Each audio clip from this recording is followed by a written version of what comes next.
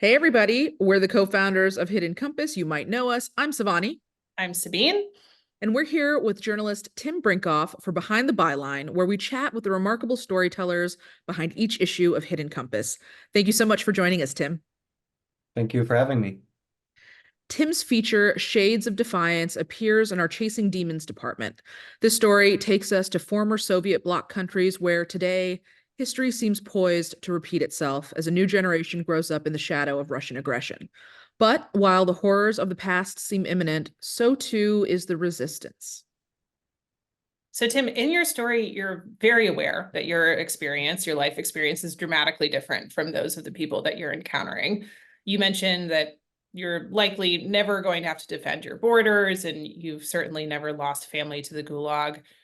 What was it like to try and bridge that divide?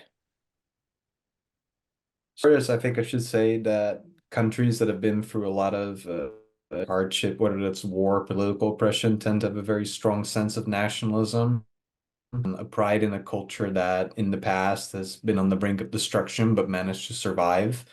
Um, First and foremost, by one person that I met, the school teacher that I talk about in my story, who resolved to stay and fight. I write about that in my article as well.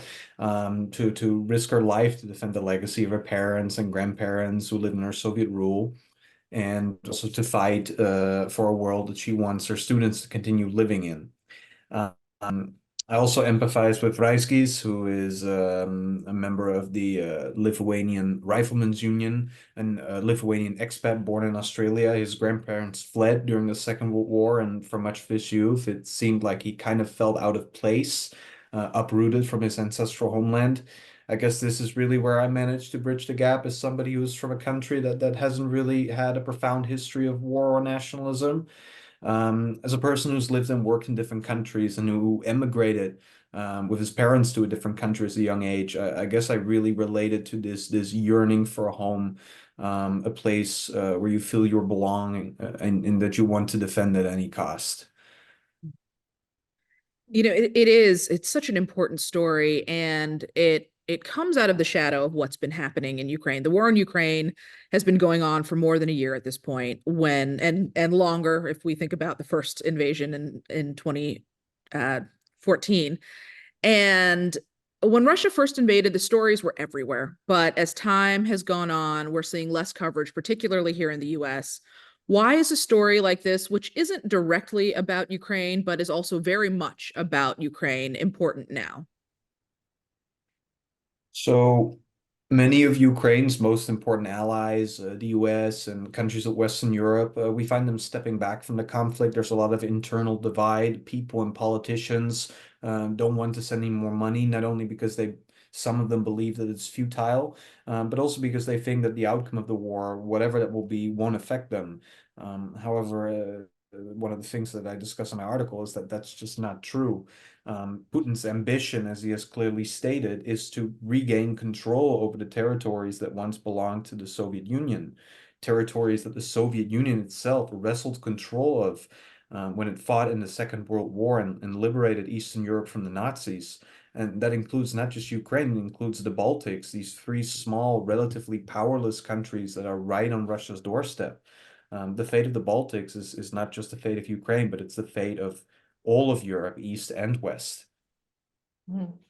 Yeah, and this piece really it links together the experiences of so many cultures and histories and countries, and you do a beautiful job with that. For those who are watching and haven't read the story, you should definitely go and check it out, and know that you have the opportunity as readers to support our partnership with Tim through the patronage campaign for his story. So every piece that we publish at Hidden Compass, we publish alongside a patronage campaign.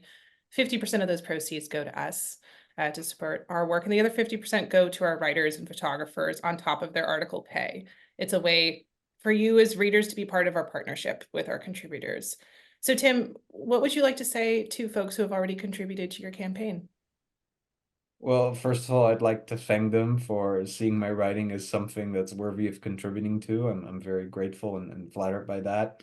Um, I guess ultimately my goal was to put these, what I felt were profound experiences that I had while traveling the Baltics, to put them down onto paper. These are stories that I guess you don't read a lot in mainstream news, mostly because they get blindsided by the actual war in Ukraine, which is, of course, very important and deserves a lot of coverage. Um, but I think this story is similarly important. I think it's connected to that.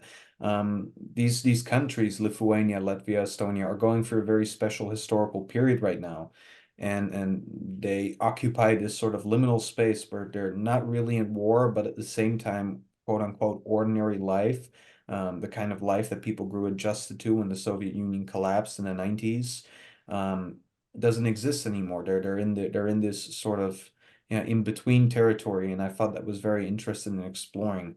Um, and I hope I've been able to communicate some of the bravery and above all the sacrifices that these people are willing to make for a better future. It's certainly an interesting story, an important story, and a moving story. So thank you for writing it, and thank you for joining us today, Tim.